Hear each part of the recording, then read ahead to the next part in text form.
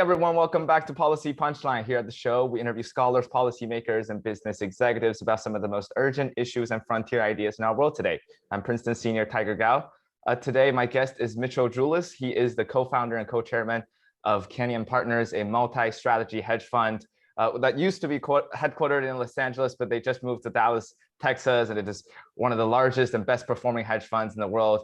If you listen to the end of our podcast or visit our website, you'll see that Policy Punchline is funded by the Julis Rabinowitz Center for Public Policy and Finance at Princeton University. And the center was created by Mr. Julis and named in honor of his father and mother. So I have to say that I started Princeton as a freshman, going to all those public talks and events given by the Julis Rabinowitz Center, the JRC, and then eventually started the podcast. And now we're having Mitch on the show. So everything is coming in full circle here. So Mitch, thank you so much for being here today.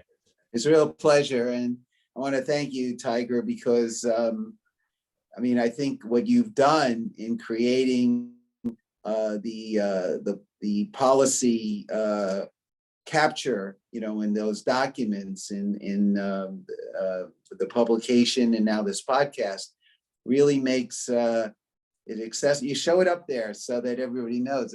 Absolutely, we have our two books support here. The brand, Policy Punchline. Really what you're doing is making accessible a lot of the great content that otherwise would not necessarily be available because for people who haven't had the opportunity to visit, to go to one of the conferences or actually to listen to them. I know that COVID, it's been more restricted. More people have been using the online platform. So I think over time, if there's a benefit of COVID, it'll be the fact that I think more people will probably catch on to what you've created and the value of the material at the center. So Mitch, I guess it might be nice to start off the interview by giving our listeners a bit of background on what Canyon Partners do and what credit investing is, who you are. What are some of the kinds of the investment opportunities you pursue and focus at your firm? And maybe we can take it from there. Sure. So essentially, Canyon is an alternative asset manager. And what that means is that we try to avoid the kinds of investments, whether it's equity, but particularly in debt, credit, that are commoditized. We focus on the more complex situations, and we pursue those situations from a variety of perspectives, but across a variety of platforms. So our flagship products are the hedge fund structure and managed accounts that are congruent with some of the mandates of those hedge funds. And then in addition, we have some locked up funds that focus on particular areas. So for right now, we have the Canyon Distressed Opportunity Fund, which is a hybrid structure. It's kind of like a private equity fund, but doesn't have the duration of a private equity fund, nor does it have the mandate to own necessarily and control companies. What it does have the mandate to do is to invest in a locked up structure over a certain defined period of time. And then there's a wind down. And what that structure does, as opposed to a hedge fund, is it gives you more structural staying power and allows you to have a greater duration to work out situations and focus on those situations. Yeah, and then we have CLO structure, which is funded by what is CLO equity funds that we have raised that seed these CLOs. And CLOs are collateralized loan obligation structures. The left side of the balance sheet consists of leveraged loans, and the right side of the balance sheet is a tiering of securitized debt that is the leveraged loans are securitized by this tiered structure starting with AAA down to the equity. So we, in our CLO equity fund, seed those structures. And right now, I think we have about 6-7 of these in existence. We've been doing this since 1999. It's a different form of credit analysis, and it's a different form of portfolio management when you're in a securitized structure like that. But they've proven to be very resilient because they're covenant-based. And oftentimes, often during times of disruption, like we had during COVID, you have an opportunity to actually improve the quality of your portfolio and trade in and out of things that improve the performance. And I think what we've been able to do is, because the arbitrage between what you earn on the leveraged loans on the left side of the balance sheet and what your liabilities cost you, that spread then redounds to the benefit of the equity. And you get the residual and you get paid over time. And what we've been able to achieve is basically double-digit returns on the equity. And also for those institutions like Japanese institutions, for example, who just want this spread of a AAA security, this is appealed to them given their investment mandate. So essentially, you've created a tiering that appeals to different institutions for different reasons. And then we have a real estate platform that provides equity in certain situations. We do that with AECOM, the worldwide contracting firm. We do that in a partnership with our real estate firm. And then we also have a lending platform where we make loans to developers who can't access traditional financing under the post Dodd-Frank strictures. So we make senior mezzanine loans to those developers. And what we earn on those senior mezzanine loans is a lot different than what a conventional lender would lend when the project is actually finished. So the spreads can be huge. So for example, on a mezz loan, you could charge 13, 15%. And then eventually it's the senior piece and the mezz piece is replaced by traditional financing with a low interest rate, like maybe it's LIBOR plus 250, 300.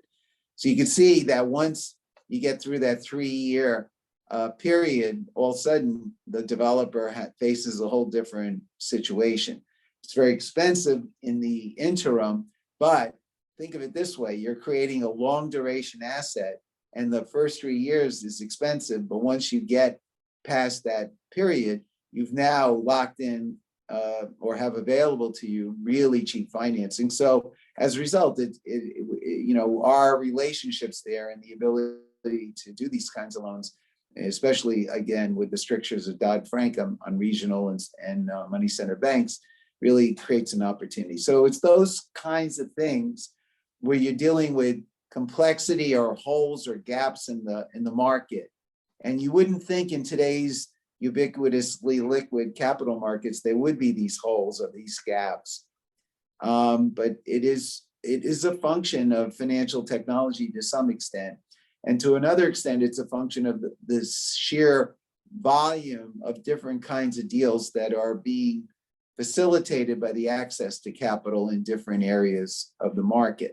So for example, ETFs, credit ETFs, only will allow a certain kind of credit.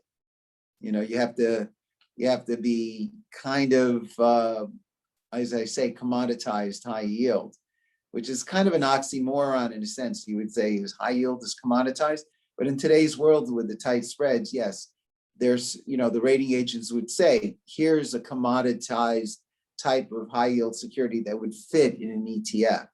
What we do is more custom design capital market solution stuff. And certainly when we do restructurings where we're taking an over leveraged company and creating new securities, that wouldn't fit into an ETF. Often that gets kicked out of an ETF or gets kicked out of a CLO, which means you now have a supply demand imbalance that gives us an opportunity. There's so much to unpack there. There are a couple concepts you mentioned: balance sheet dynamics, staying power, duration, and I think we will come back to these concepts again and again. But maybe another way to frame this, the beginning of this discussion, is you previously said you can't be a great equity investor without being a solid credit analyst. So why do you say so? Is credit analysis mainly focusing on the balance sheets, on the liabilities? What is this framework actually in application look like? So I was basically, what I was describing before was, in answer to the question of what we do, which is basically analyze the balance sheet and its dynamics through time, and finding where there are pockets of opportunity due to the complexity of this situation, or the fact that there's supply-demand imbalance for the reasons I mentioned, and do that across a variety of different types of platforms. But what they have in common is the notion that you really have to understand the dynamics of how the left side of the balance sheet, that is the business, and the right side of the balance sheet, the capital structure, interact and go through changes over time for a variety of reasons. And it's those interactions, those feedback effects, that Mike Milken particularly understood when we worked, Josh, my co-founding partner, and I worked for the Milken office department in Beverly Hills in the 1980s. Michael really understood how capital structure determines really how a business can thrive or die. And if you only had available to you bank debt, kind of plain vanilla bank debt, many companies that were emerging at the time in the 80s, like MCI, or companies that had tremendous content in their libraries, but maybe not a lot of cash flow at the moment because they were investing in new movies, like MGM, really deserved kind of mezzanine or high yield financing, and didn't. And so as a result, he really weaned a lot of these companies off of their dependence on money center banks, and created a market that recognized that companies at different stages of their life cycle need different types of capital structures.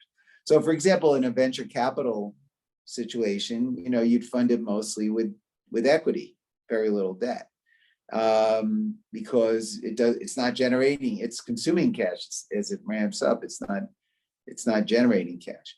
Whereas a mature company could be probably recapitalized with more debt and less equity, and maybe even taken private because it has that kind of steady state cash flow that maybe a private equity investor can improve over time, that in the way a public company couldn't do it.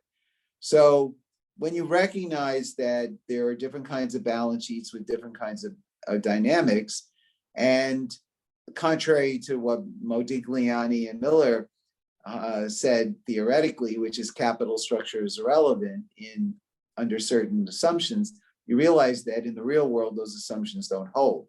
And when they don't hold, they create opportunities to figure out how to either buy something in the secondary market or create a security yourself that have risk-reward characteristics that are very important and dominate what you can find, let's say, in a high yield index or ETF or something like that, or the typical high yield mutual fund or a leveraged loan fund. And so, the way, we have been operating with our firm, we have a team of 50 different analysts and trading people, is to make sure that we have relationships with the buy side and the sell side, such that we're in the news flow and also in the deal flow. And so whether we're going through a period of distress and restructuring, or a period of simply high velocity of deal making, whether it's because of SPACs or private equity or strategic deals, like for example, AT&T, we played that situation with ownership of Time Warner. So AT&T buys Time Warner, then it realizes it can't do everything at the same time, maintain a dividend, which is shareholders expect, build out its spectrum, buy spectrum and build out its 5G network, given the high cost of spectrum, given the last auction, and also invest in enough programming so that they have, with, let's say, HBO Max, a viable streaming competitor to Netflix or Disney Plus. So what's the answer? Turn around and take the acquisition that they made and put it, merge it with as a spinoff, tax-free spinoff with Discovery, which has its own level of content, and try to create a bigger boat to withstand the sharks that are in the water attacking them every day. And what does that do for AT&T? It frees up the need to invest. They get $40 billion in cash, and then they get a major, I think they own 70, 80% of the combined company. And then they put it into good hands with this guy David Zaslav. And hopefully the shares that the AT&T shareholders will get, they'll now own a pure telecom company, and then they'll own a content company, which hopefully will have enough heft to be a streaming competitor. Well, think about how disjunctive those changes are. You can make money on the risk-arb spread when, for whatever reason, AT&T thought it needed content to build out its cellular platform. That when things went mobile, it needed this content. Then it turns around and says no.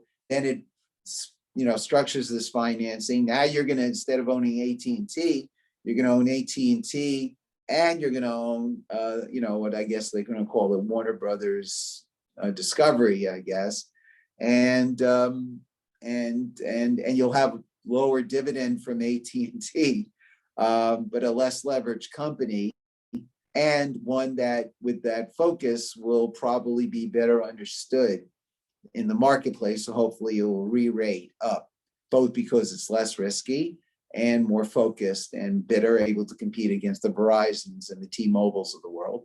And meanwhile, Discovery will be better able to compete against the Netflix. And so that's just prototypical of look at all the different ways you can make money. You can make money in the risk arb originally. You can make money on the spinoff, perhaps, although so far the market doesn't seem to like it.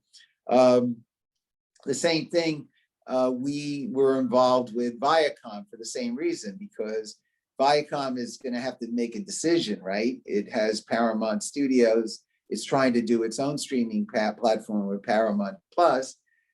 Is it going to sell the studio to somebody or combine it with something, and then have the rest of Viacom's business, cable channels, et cetera, as a separate thing? We don't know. She's, the CEO, Sherry, I'm blanking on the last name, is going to, inherited the company from her father. Her father loved the company. He just recently, Sherry Redstone. So Sumner loved the company. So she's got legacy issues that are not necessarily congruent with the interests of shareholders, but the pressures of the market may force this kind of change that then creates opportunities for people like us. So that's really in the equity arena, but think about it also from the standpoint of debt securities, right? The same kind of situation is going on. Companies are either deleveraging or releveraging. They're either spinning off companies and loading them up with debt, which is sort of what's happening to Discovery, or they're deleveraging because they have too much debt and they're issuing equity. A good example that we're recently involved in is AMC Theatres, right? It's one of the meme stocks, right? Yeah, right. And so we own the first lien debt in the domestic company, and we also recently were one of the people who put together the debt of the European operation. So the company has assiduously been doing what we call amend and extend, or whatever, trying to push out its debt maturities and raise more debt capacity to the extent it could, and also opportunistically raise equity along the way, because the stock has defied gravity. And you just saw the recent sale that was done over the weekend of, what was it, $260 million to this hedge fund, which in turn, which is typically does what we do in distress and owns debt in AMC, similar to what we do, and yet bought the stock and then sold it into the retail market or to some institutional holders. And now that helps clean up the balance sheet. So you would expect that the debt will trade better now because there's more equity cushion. I think right now AMC has a market capitalization of equity of approximately $12 billion. I think the total amount of debt on the company is about 7-8 billion. This is unbelievable when you think of it, because it's still not generating positive cash flow and still has a substantial debt burden. But we think, at least through the debt at our level being secured by assets, in terms of leasehold interest and the franchise and the intangibles, and whether domestically or in Europe, that at our level, the company will have a baseline of business in a recovery situation post-COVID that will work out. Now, the equity is more of an option, and certain people will make a lot more money than we will make, perhaps, or they could lose a lot more money. But from our standpoint, the risk reward being in the first lien at both domestic and European entities is a good place to be. And we collect interest along the way, which is a good thing. So the total return is probably double digits at that level. And for our purposes, that's good. But what's the big headline? The big headline here is the original insight that Mike brought to the market in the 80s, which is that capital structure matters. And I would go even further, that the right side of the balance sheet affects the left, and the left side of the balance sheet affects the right. And unless you understand how the balance sheet will progress over time, which really requires you to understand accounting as an integrative framework, you will not necessarily understand the staying power, earnings power of the company, and not necessarily understand which existing security you might want to invest in the capital structure from a risk reward standpoint, or which security you think you might bring to them and to the company as a solution to a problem that they're facing. So for example, if a bank is pressuring a company because the debt is due and they want them to sell an asset to pay them down, we would say, we'll take out the banks, we'll be more expensive, but we'll give you more time to sell the asset or do something similar to deleverage. It could be maybe you'll raise equity or you'll do a spinoff. We'll give you that flexibility, even though our covenants will be tight and our interest rate will be higher. But again, it's like when I was mentioning lending to a developer. If you have a business with long-term assets that have value, paying high interest rates with tight covenants over a 3-4 year period where we may earn double-digit returns is okay. When you look at the long-term value of the company, you get rid of us, we allow you to get rid of us, you have to pay us to get rid of us, but you can get rid of us. And when you do, you slot in cheaper financing, and guess what? The rest of your capital structure trades better, your equity will go up, and you live to fight another day in this crazy, disruptive, highly competitive world. And these are things that we've done time and time again.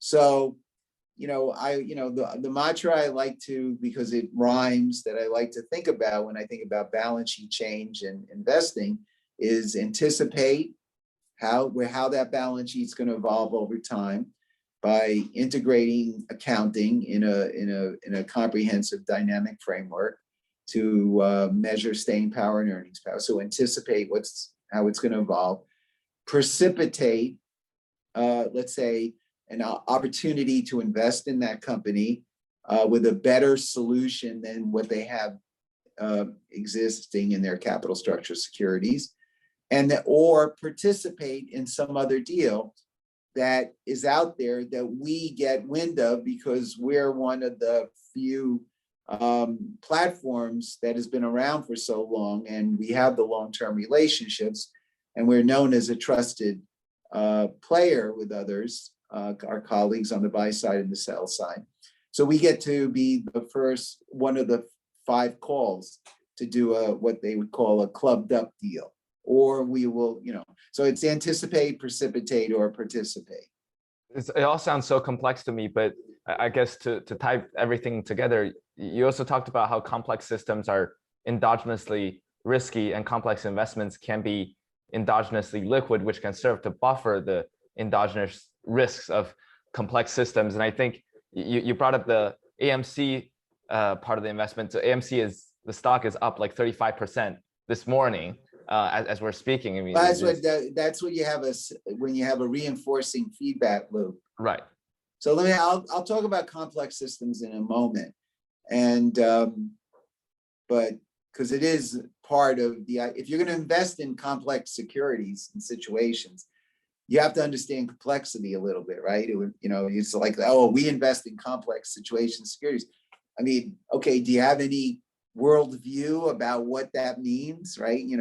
I like to think that we have a worldview, we have a research process consistent with that worldview, and then we have a corporate culture. So when you put it all together, it's like a Venn diagram. The 3 circles intersect, and the intersection, if you visualize it, is, I think, systems and design thinking, which, I know you guys do at Princeton. You guys have the benefit of a design thinking program out of the Keller Center, which and the entrepreneurship certificate that you can earn by taking various courses as an adjunct to your major.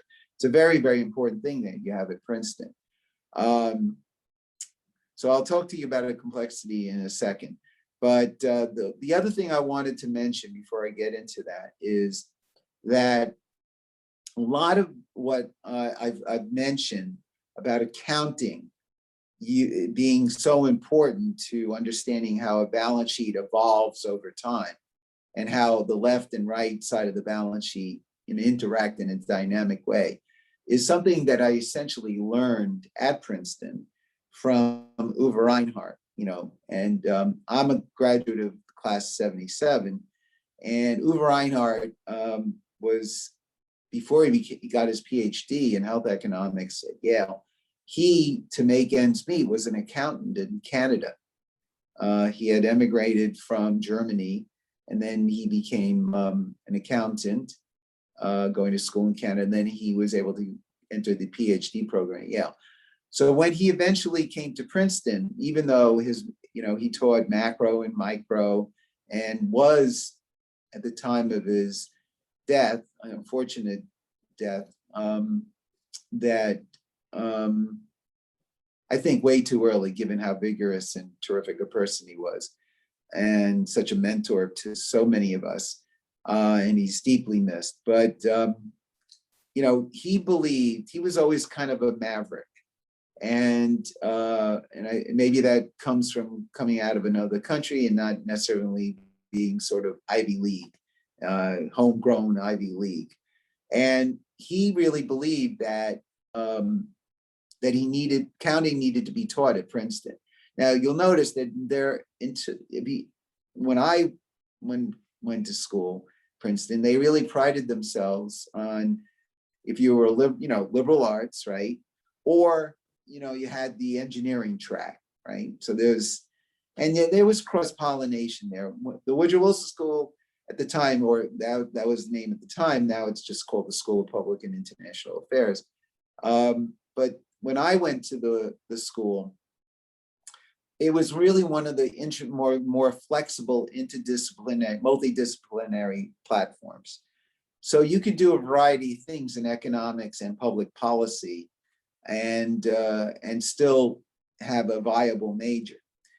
And it always was my belief that accounting, after I took Uwe's course that he was so dedicated to teaching over the years, was one of the most important things that a student could learn, which is why if you notice, the Center for Public Policy and Finance within the School of Public and International Affairs has this accounting course as a annual offering. It's a requirement. When our family set up the center, and our agreement with Shirley Tillman was, President Tillman, was that they offer this. And this was not just in honor of Professor Reinhardt's legacy, but because I thought it was so important. And because of the way he taught it. He taught it as a language for understanding how the world works. And as he said a few years back, when we asked him, why was accounting so important for you to teach at Princeton? He said, well, in a democracy depends on accountability. And accounting is one of the most important ways to ensure accountability. And so, he really looked at it as a system of thinking. And I later understood more fully when I took courses, executive ed courses at MIT on system dynamics, that accounting is a stock flow system. And if you take courses over at the School of Engineering and Applied Science, if you do ORFE, for example, right? What is it? ORFE stands for Operational Research and Financial Engineering, right? Well, stock flow systems are really important to what they study, right? And accounting is a stock flow system because, the balance sheet it represents the stock of resources and obligations, and the flows are essentially the accruals and the cash and the accruals that are generated by operating the business. And then so you go from one state to another state, right? You start with a balance sheet, and then you have a set of things happening, and then you end up with an ending state. And of course, that then continues to evolve over time. So in a sense, as a stock flow system, it represents a complex system, even though accounting is essentially, under-inclusive and over-inclusive, perhaps, of really what's going on. It's a representation. You have to obviously have other things to really understand what the business is, but it does a pretty good baseline job of taking a lot of data, organizing it, and if you frame it as a stock flow system, really understanding how a balance sheet evolves over time. And that gives you tremendous insights. And so every stock flow system has feedback. So that all that means is, for example, like I said before, the right side of the balance sheet is going to affect the left, and the left side of the balance sheet is going to affect the right. So if you have a company that doesn't generate a lot of cash flow and doesn't have a lot of tangible assets and has a very leveraged capital structure, the market better really view the prospects in the future of that company as being significant, right? The equity value sitting below all that debt should be pretty high to give the company the ability to continue to issue debt. Otherwise, to issue equity, and then maybe issue debt to replenish and keep going the business until it gets to positive cash flow, right? So that's a very simple example of how the nature of the capital structure will either facilitate or constrain the nature of the business. Similarly, like I said, if you have a mature business, it could have a different kind of capital structure. So that gives you an insight to the beginnings of why we like to invest in complex securities and situations, because we look at the world from that basic standpoint of, number one, systems dynamics, which consist of stocks and flows, which accounting does a good job of at least giving you a baseline, feedback, tipping points, non-linearity. People have a hard time understanding geometric progression, but in many respects, businesses, especially those today, And this is what Buffett counts on when he thinks about compounding elements of book value, when he looks at companies' franchise value. He says the market has a hard time understanding the compounding geometric nature of building value. So complex systems have those basic elements: feedback, tipping points, nonlinearity, and there are always leverage points in the system. And all those insights are very applicable to understanding how to invest as a value investor. Now, there's other things that we use that are really representative of our background. For example, Josh, my partner Josh, came from the corporate finance world. He worked at Goldman, he did M&A. And when he worked at Drexel, he did a lot of, deals like leverage buyouts. So in a way, I did, working on restructurings, I did leverage buyouts, he did leverage buyouts. That's what Josh said. We captured the whole span of companies in different states with different balance sheets, with different sets of opportunities to either create securities, problem solve, make investments in the secondary market. So, essentially, when you're dealing with those kinds of situations, it's good to think about, okay, what's the feedback between the left and the right side of the balance sheet? Is there a tipping point, for example, where there's just way too much debt? And if there is, can I solve that with an exchange offer or an amend extend situation where I go to the company and we say, okay, we own a certain amount of credit here with this other group. We will amend our credit instrument, give you more breathing room, and you have to give us better economics. You have to give us more collateral. You have to give us better covenants, but we will give you breathing room.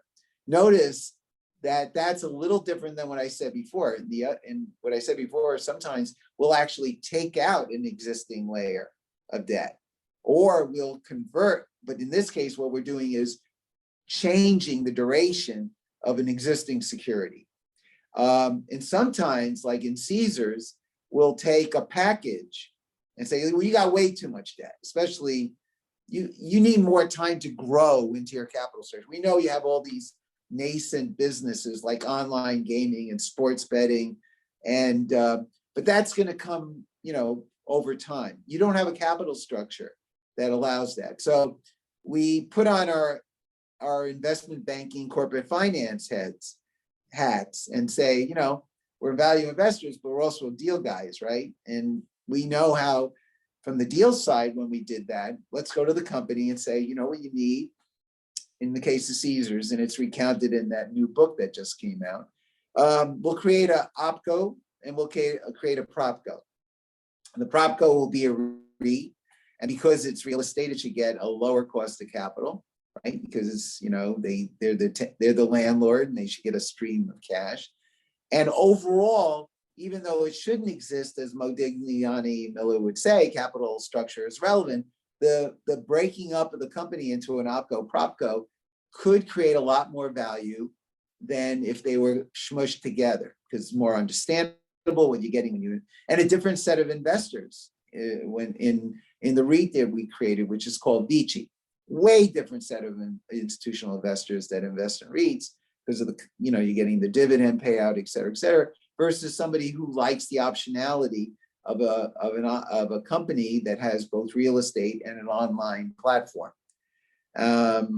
So, as a value investor and a credit-oriented value investor that embraces complexity and understands these basic concepts and uses accounting to the max, hopefully, by understanding it, how it can capture balance sheet dynamics.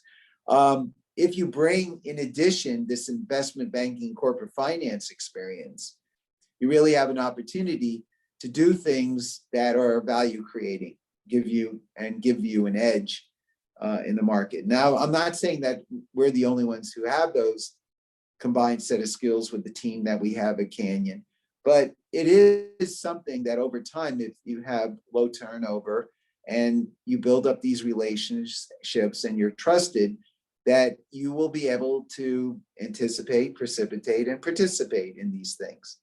And hopefully their risk reward characteristics will be part of the individual situation will create when combined in a portfolio in the right structure, whether hedge fund, locked up fund, or some other platform that will generate preservation of capital and good returns over time. It's such a complex set of ideas to talk about. I still remember the first time I heard this set of ideas from you was late February at the low interest rate roundtable at the Griswold Center for Economic Policy Studies in Princeton. And now you want to get into macro. I've been focusing on the micro.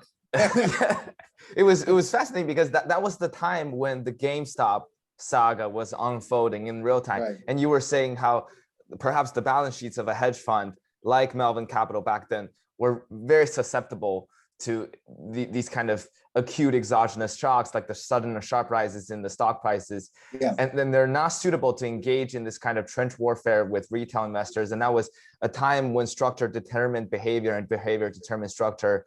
And over the last few months, we also saw other dramatic market accidents like Archegos, Greensill. Do you feel like these all comes down to the interconnectedness between the various balance sheets, the structures of these hedge funds or corporations, and whether liquidity-driven events could cascade into something worse because of their leverage? So look, I mean, what you're bringing up another thing, another idea that I consider very, very important. I learned both at Princeton and at MIT. Princeton under Uwe Reinhardt, and actually Fred Greenstein, who taught political, he taught really the plumbing of government, and also how he taught, I would say he taught plumbing and personality. He taught how bureaucracy can often affect policy. This is Fred Greenstein. And how personality, because he really understood psychology of presidents and wrote extensively on that. But he had us read during the time that Nixon was going through his downfall. We read in Fred Greenstein's class in 1974, Presidential Power by Richard Neustadt, who I believe was the first head of the Kennedy School of Government.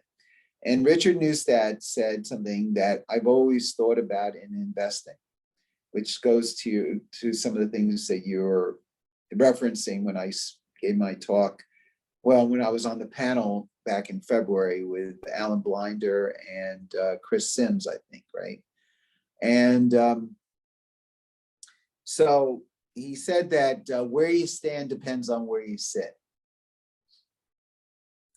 And that was a quote from some guy who studied bureaucracy assiduously, which was Rufus Miles. Where you stand depends on where you sit. So when you think about it in terms of complex systems, it's a very, very important thought, because what it means is that your individuals, even though economics posits how, individual agents determine market behavior, maximizing utility, et cetera, et cetera. Human beings actually are social animals, and they form organizations, right? And that's how organizations, whether in the public or private sectors. And it's through those organizations that decisions are made, and you get leverage by collective learning, right? And the incentives and decision rules within organizations, whether it's politics, bureaucracy, whatever, affect people's behavior. So that's what structure determines behavior, or where you stand depends on where you sit. Where you stand in an organization depends on where you sit on a particular issue. Structure determines behavior. Similarly, behavior will determine structure. Sometimes a president has a certain personality and a certain vision that is going to kind of dominate the structure. FDR is a great example, or Kennedy is another example. Fred Greenstein wrote an amazing book on Eisenhower, who was, in his view, was an underrated president, but had this amazing worldview about the position of the United States in dealing with the Cold War and the post-Korea War situation, right? And if you remember, the parting speech of Eisenhower was about structure. What did he say? He said, beware of the military industrial complex, right? Yeah. I mean, pretty amazing comment to make as he's leaving in 1960, as he's leaving office and handing the reins to the next generation in the form of John Kennedy, right? And what happens? The military industrial complex. What was Kennedy's first big mistake? The Bay of Pigs. He listened to the generals. But it was great that he had he was humbled by the Bay of Pigs fiasco, because it helped him in dealing with the so-called expertise of the generals when it came to the Cuban Missile Crisis only a year or so later, and the ability to really understand personality, structure determines behavior, behavior determines structure. Essence of Decision, I think, is one of the most important books you can read, but it has insights into investing, because unless you understand how organizations intermediate the decisions of key people, this, where you stand depends on where you sit, you're really going to underestimate how it shows up in the pricing of securities and your ability to effectuate change in a situation. And restructurings, where everybody has a seat at the table in some way under our bankruptcy restructuring laws, is an example of how the rule of law and the structure it creates with the personalities, and there's some very colorful, very smart people in the restructuring business, how, you're going to play that game. Caesars was one of the most complex of them all, but there's others that have been created out of COVID. Whether it's Travelport that we've been involved in, or CBL, which is a REIT, mall REIT, which was obviously affected by the shutdown, or AMC Theatres. Again, you have to understand the structure, and you have to understand how it affects behavior. And then you also have to understand how people's behavior will lead to innovation and change, and sometimes something unexpected in the way things evolved and in what you would think would be, here's the conventional way to restructure a company. And then all of a sudden somebody has a different vision, right? He has a different vision how it should go. And he has the resources to bring it to bear, right? So in the case of Caesars, it was the personality and the power of the judge, ultimately, who made the decision to bring the case to a negotiated settlement. He intervened in a muscular way.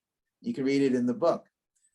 Now, of course, he had the powers given to him under the law, right? But he had to have a certain view of what was appropriate use of that power that he had. And he held back for a long time until he had the facts, he saw the behavior, and then he intervened in a very, very, very, very powerful way.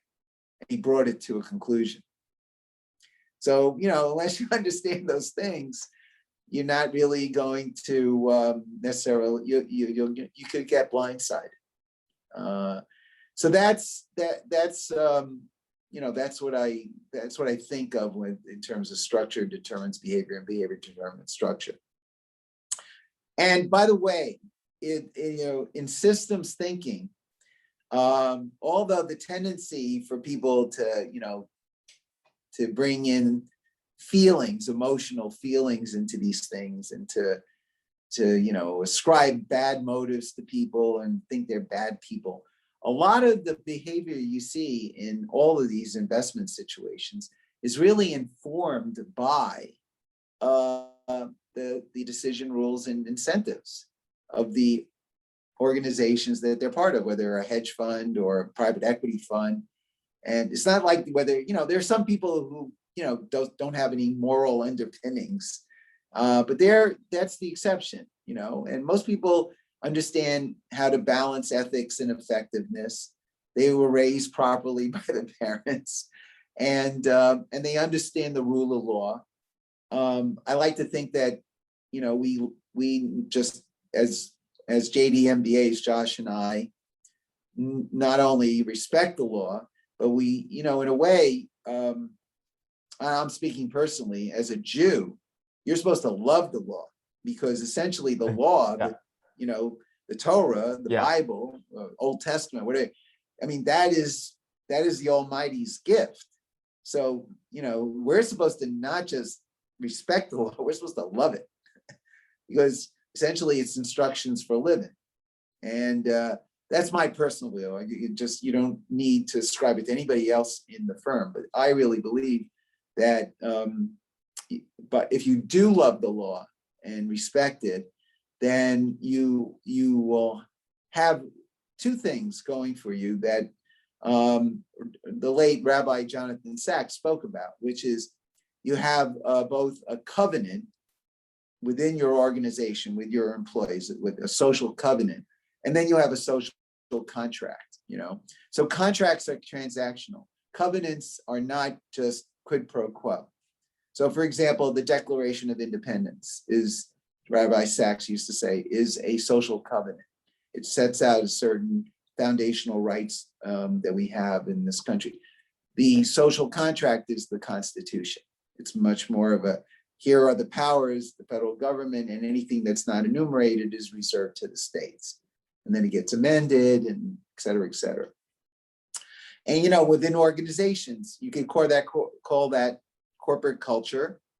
And corporate culture is a function of a social covenant and a social contract. And you have to be true to it.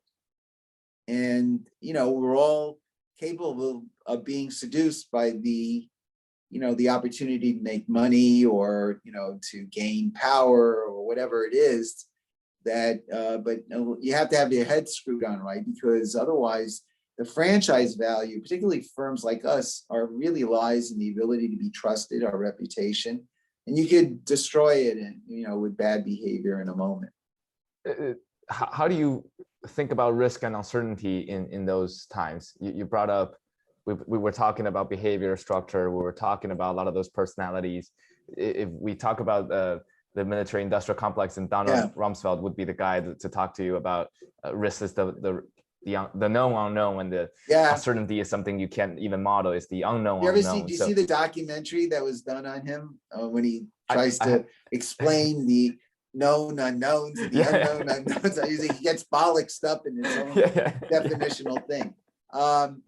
Look, Mervyn King, who used to be the head of the Bank of England, basically believes that financial systems are so complex, and perhaps, what's the word for it, beyond complexity, they are chaotic. Radical uncertainty or chaotic. Well, chaotic or whatever. I don't know if he would say they're chaotic, but he talked about radical uncertainty. So his idea was, given the 2008 crisis, is you need brute force underpinning of the major players in the financial markets. That is, the money center banks have to have more equity and have to be more constrained in terms of their risk taking, because actually you can't figure out probabilistically what's going to present a systemic risk to the system. So you just have to, have more capital, and you have to be more constrained. So when you think about it, that created a tremendous opportunity in the what they call the shadow banking system, or the alternative lending investing arena since the 2008. I mean, the banks were seen as the center of the financial crisis. The insurance companies like AIG that insured the subprime, took on the credit default insurance. Imagine an AIG believing that part of its insurance activities is to insure for Goldman Sachs the subprime mortgages that they took on their balance sheet, right? That interconnectedness is something that Dodd-Frank tried to untangle, and they did it by a variety of measures. One of which was, like I said, just forcing them to increase the amount of equity cushion and restraining them, the Volcker rule, and restraining their activities. So when you think about that, that means that you create the opportunity for all these other institutions like ourselves or Apollo or Ares to fill that gap, to provide, in the secondary market or to provide capital market solutions. Use our balance sheet, not when their balance sheet is constrained. So the growth of our company, and particularly those other companies, Blackstone, BlackRock, Ares, Apollo, et cetera, is really a function of the fact that the structure of the system changed, where in recognition of the fact that you're dealing with radical uncertainty. If VAR was still a valid concept, then you would still have very highly leveraged financial institutions, right? Yeah. Because supposedly you scientifically can figure out what the 1% situation is where you need a certain, and guess what? We seem to be having these, whether it's the financial crisis or a pandemic, we need that brute force underpinning of not just the money center banks, but even the Fed, providing this insurance policy in the form of its unconventional monetary approach in terms of keeping interest rates on the front end low and having this massive, buying program and blowing up its balance sheet to provide liquidity in the system. And so maybe that insurance policy in the constraint of the banks is a function of the increased complexity of the world, supposedly, and the interconnectedness, and you have to create these kinds of disconnects or circuit breakers, or insurance policies, as I say, in framing what the Fed has done, the Federal Reserve has done, and other central banks have done. And I think that's an indication that the world is not just a world of risk, it's a world of uncertainty and perhaps even radical uncertainty. And then the question is, okay, then how do you invest in that environment? And the answer is, well, you'd like to invest in those areas where you think there's an insurance policy being provided, even though it's not an explicit insurance policy. So one of the areas that we had that opportunity and continue, even though it's still a much lower rate than before, was in the residential mortgage-backed securities market, because the government determined from a policy point of view that it needed to utilize various extant structures and new laws, like the Federal Home Loan Bank and keeping Fannie and Freddie alive, to make sure that one of the biggest and most important assets that the American citizen had, the home, was not going to have a free fall in value that would cause tremendous repercussions across the country. It's one of those leverage points in the system.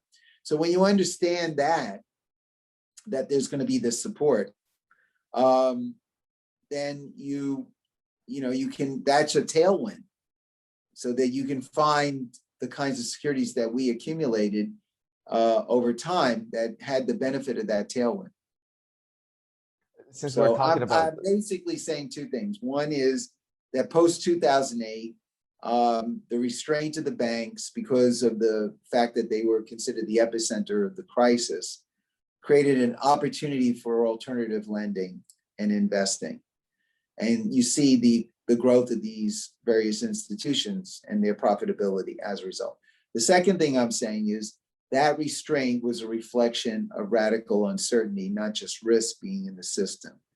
And yet an investor can still invest amidst radical uncertainty, because if you find those areas which are supported by policies designed to mitigate that, and a lot of those policies are brute force.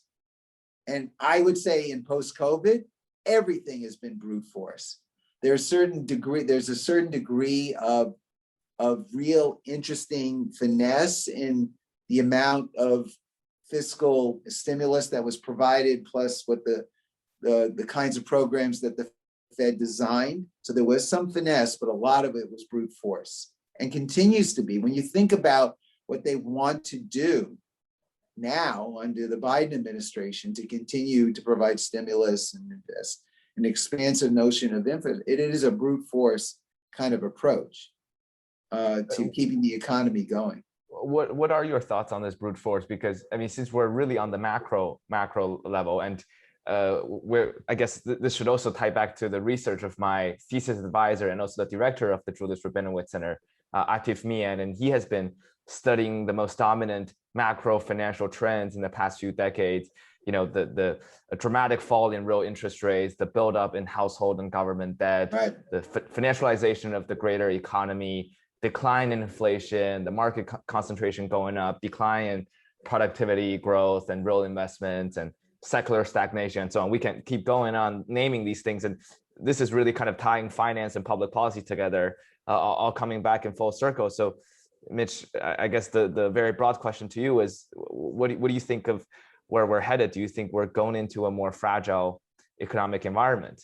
Well, I felt before COVID hit that to some extent, when you're dealing with an aging population like the United States, although it's not aging as rapidly as Europe and Japan, that what you see around the world, or what you see in China, which is aging rapidly, because of the one-child policy that they're just recently reversed, that I described it as pro-growth debt monetization, which is essentially what you've seen, a coordination between the Treasury function and the central bank function.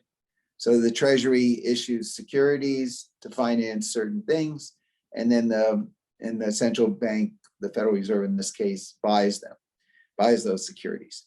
And then what you would hope is that the way money gets allocated, whether it's in the public or private markets or through public-private partnerships, that the allocation of the resources provided by that kind of financing at the federal level and its repercussions for financing at the micro level will result in the United States enjoying a period of growth that would allow it to grow into its increasingly leveraged balance sheet. In other words, again, think of the United States as a balance sheet, just like a company. You know, demographically, because people have, as I've said before, the duration issue is not just an issue that comes up in investment.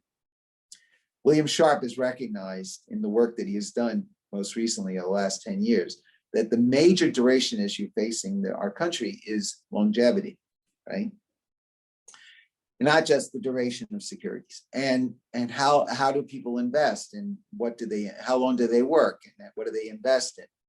So the question is, you know, that when people will live longer, Social Security, health care, et cetera, that will increase the obligations that we have to our population as it ages. So what are our levers to that? Well, we can try to make the population younger, which is what China has just announced, by more immigration, promoting, you know, support for families, you know, to have more kids, because there's preschool stuff and you know, family services. That's one way of doing it, so that the younger people support a larger amount of young people, support a growing amount of older people. But a lot of it will also come from being how the system allocates those resources. So the United States is particularly blessed with tremendous amount of natural resources. We found out with fracking, et cetera, it really broke. There's obviously externalities, but we broke the oil cartel in many ways. And that's a huge resource that we didn't think we had. We also had the resource of our you know, universities, and the ability of people to really be creative, a system which, you know, there are two types of systems. There's the tight system, and then there's the loose system, they say. And the tight system is like you saw in COVID. You can do lockdowns, you can restrict behavior. People will be obedient and put on their masks. The loose systems are the ones that are innovative. They'll come up with the vaccines, right? Our vaccine miracle here comes from having a loose system. So there are positives and negatives to both. One would hope that with pro-growth debt monetization in our loose system in the United States, that just like a leveraged buyout, the left side of our balance sheet is going to be able to grow into what will be an increased debt load. It's going to happen. That's the hope. Now, that is not saying I'm an advocate of modern monetary, theory. Well, it's a theory, yeah. Which, you're now seeing here, in the Biden administration, which is the idea that it's okay. We're a reserve currency. We can, we could just do this and, print money, or not print money per se, but essentially the Fed will buy all the securities that are issued by the Treasury. And that these programs with an expansive notion of infrastructure are pro-growth to the max, where the government will say, okay, there's a paucity of investments in the private sector, we'll invest intelligently in the public sector to gin up the kind of growth that will allow us to grow into our increasingly leveraged balance sheet. So it's very responsible what we're doing. A lot of people would say, this brute force approach, of spending money and the government, going into so many areas so quickly is really not the way to go. You can engage in pro-growth debt monetization, but don't have to do it to this extent. You should really do it more cautiously and encourage public-private partnerships or different forms of taxation, or more, really well-designed, more focused types of policies. Others say, no, we need a total revamp of our healthcare. We need, as COVID has maybe pointed out, we need a total revamp of a broader notion of infrastructure. This is a big debate that we're going on. We're in the midst of it. And it's not just a policy debate, it's a politics debate, because it really raises the issue of the power of the federal government versus the power of state and localities, which goes to constitutionality and all that other stuff I talked about before. So you're going to have very interesting strains on the social covenant and the social contract over the next few years. Absolutely. Mitch, I don't want to take more of your time, but I think just to gradually end this interview, one tradition we always ask our guests at the very end is, since the name of our show is Policy Punchline, we always ask, what would your punchline be for this interview? It could be about anything. So my punchline is, is gratitude. That's, first and foremost, I have tremendous gratitude to my grandparents, who, on both sides of my family, the Rabinowitz side and the Jewish side, because they had to make a big decision to leave where they lived, and come and live in tenements and start a new life at the turn of the last century. And I think that has a lot in common with a lot of people, who come from immigrant families in today's world. So I'm very grateful to them. I'm grateful to my parents, because as teachers, they really demonstrated the importance of learning throughout one's life. And they really gave me appreciation for how teachers, whether in the public school system of the Bronx in New York, or in Rockland County, or at Princeton, or at Harvard, or beyond, teachers in all venues are just so important. In Jewish, I was told by a rabbi, in Jewish thinking, the trifecta of learning throughout one's life is to always have great teachers, have amazing partners, and then to have students. And, I think Oscar Hammerstein in The King and I wrote this song, Getting to Know You. And one of the lines is, by your students, you'll be taught. So when you have the opportunity to teach, you really learn more than they learn. So this is the trifecta, and that I think applies for whether you're Jewish, not Jewish, whatever. So I have gratitude to all the teachers I've had, Professor Reinhardt, Professor Greenstein, The people up at Harvard, people like Martha Minow, Noah Feldman, the people I work with on our program Academic Exchange. We bring these professors to Israel and for 8 days, and I tell them, Sam, the heroes in my life have been these amazing teachers who sacrificed so much to pass on these ideas. So I have tremendous gratitude to them. I also want to say that, I have obviously from the, gratitude to my family, being able to be married to somebody who's a real partner and to have kids that, have good values is a blessing. It's a real blessing. And, I'm very grateful, tremendously grateful for my wife, Jolene, who's been very supportive and having the privilege to being partners with her in many things that we do together, whether it's philanthropically or personally. And then my colleagues at Canyon, because particularly Josh Friedman and our partners here, because obviously the organization doesn't work based on two people. It's based on the sacrifices that, particularly now with a lot of people moving to Dallas, that they're willing to make to serve our clients and our colleagues, each other here.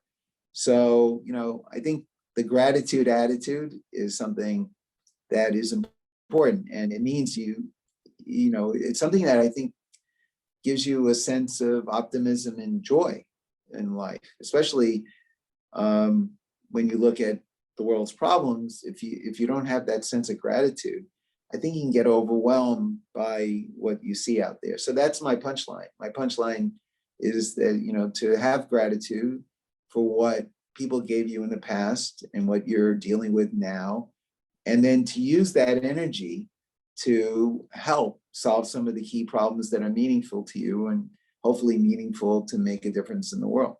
Mitch, I also want to express my gratitude to you and to the Julius Rabinowitz Center. I keep telling people this story. When I was a freshman, it was hard to find an interesting intellectual alternative to, everybody is doing business clubs or consulting clubs or investment clubs. And Julius Rabinowitz Center just provided a venue where people give lunch talks and you just have it's a nice intellectual community with great advisors and colleagues. And we got to build this podcast from the ground up 2 years ago and up to today. Well, you guys have been amazing. And I have to say, just so you know, the heritage of the center, it was an idea that Chris Paxson, who was the dean of the Woodrow Wilson School, had, that was supported by President Shirley Tillman. And it just seemed very important because, especially post 2008, the feedback between policy people and finance people back and forth would really seem to be quite important, so that we don't blow up the world again with excess. And then we were blessed really with Marcus Brunemeyer, who now heads Benheim, and then we had Atif Mian, right? And they were co-heads for a while, and then Marcus, who's an amazing person, went off to Benheim. And then we have Atif, who's done an amazing job with the people, his team at the center. And the cross-pollination between these two people allows, for example, you can get a certificate in the Benheim Center in public policy. And that's a terrific thing. And, the fact that this was fast-tracked so quickly because Shirley Tillman believed in it, and because of Chris Paxson's understanding of why this was so important and was so timely, really is why it exists. And it was also inspired, again, I come back to this, by the fact that I had amazing people when I was at Princeton, in terms of Uwe Reinhardt, Fred Greenstein, and others. But those two, for example, as mentors, were just, really changed my life in terms of what I was interested in. Plus my roommates who had interest in other areas. And that's the way it's supposed to be, right? You go to college and you think you know what you want to do. And then all of a sudden you get influenced by your peers and your professors. And if they're really good people, and if they're not just talented academically, teaching wise, but they really care about you. Another person was, I'm blanking on, I'm blanking right now. My first professor in Soviet economics, who became dean of the School of Berkeley, and she'll kill me because I'm having a senior moment here. But Tyson, Laura Diandre Tyson, she became a friend long after school, I have to tell you, like when I used to come back to Princeton, Uwe Einar would introduce me, and he would say to his colleagues, he said, "This is Mitch Julis. He's like a son to me," and his wife, May, who is tremendously vibrant, still does a lot of work in health economics, and their kids, to have that experience at Princeton, where you really develop these lifelong relationships of learning and dealing with both joys and sorrows, loss and gain, is just a tremendous thing. And I think what it also does is not just builds your sense of gratitude, which informs your work, but it also gives you a sense of humility, because these are really these people, Fred Greenstein, who passed, and Uwe Reinhold, who passed, and all the people that I've mentioned who are still doing amazing work, they're really great people. And you have to have a sense of awe and a sense of aspiring to how they've led their lives. They become really great role models, no matter whether you're 66-year-old or whatever. And that's how I feel. And that's why I wanted to do this, and why I'm grateful to you, Tiger, for taking the opportunity to build on the platform, create something that hopefully will endure.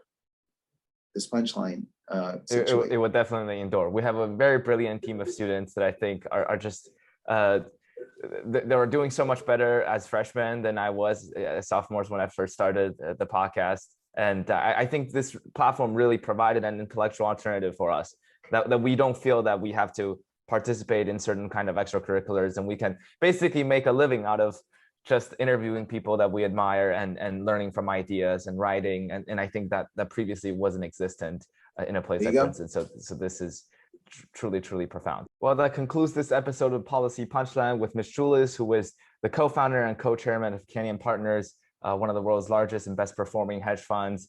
It used to be headquartered in LA, and now they just moved to Dallas, Texas. Very exciting times. And at the end, I also, not just as the usual disclaimer at the end, thanking our sponsors, but I do really want to thank the Julis Rabinowitz Center for Public Policy and Finance for sponsoring Policy Punchline over the years, being so supportive, the center staff, the center director, and everybody. And I'm really glad that everything has come together at the end. So thank you so much for listening today. You may follow us on policypunchline.com, rate and review us on iTunes, Spotify, any of the preferred podcasting platforms you may have. Thank you so much for listening today. We'll see you next time.